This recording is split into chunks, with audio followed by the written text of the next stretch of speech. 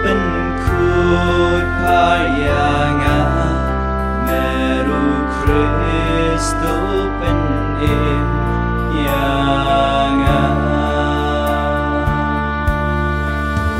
Batu'y nagkakrungmo Kristo sa yanga Snamu Kristen nebiyanga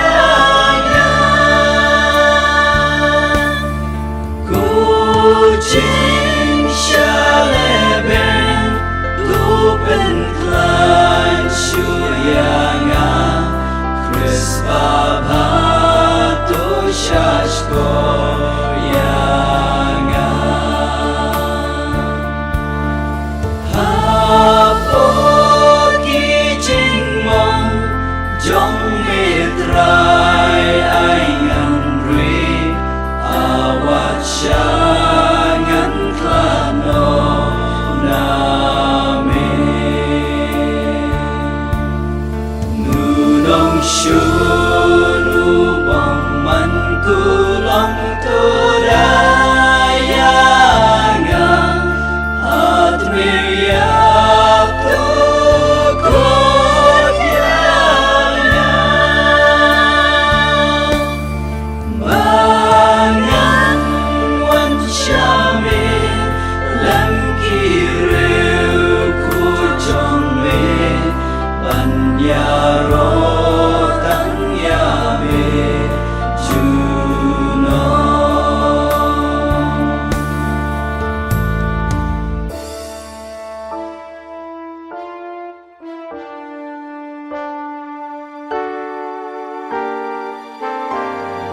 Men sin John Christus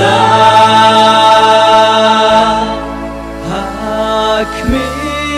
ko Jisu Ubababat yang tam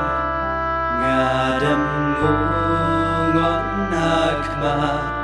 jong mi Dajing trang Bashir Jong kamen sin Jong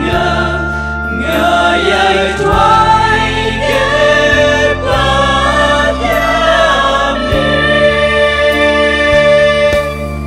Bamen Sean Jins nga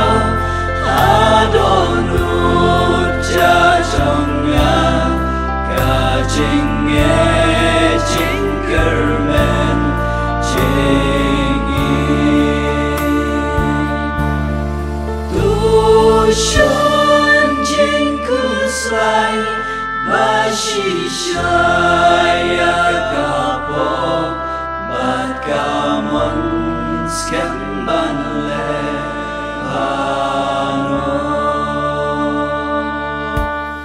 Kat bangayay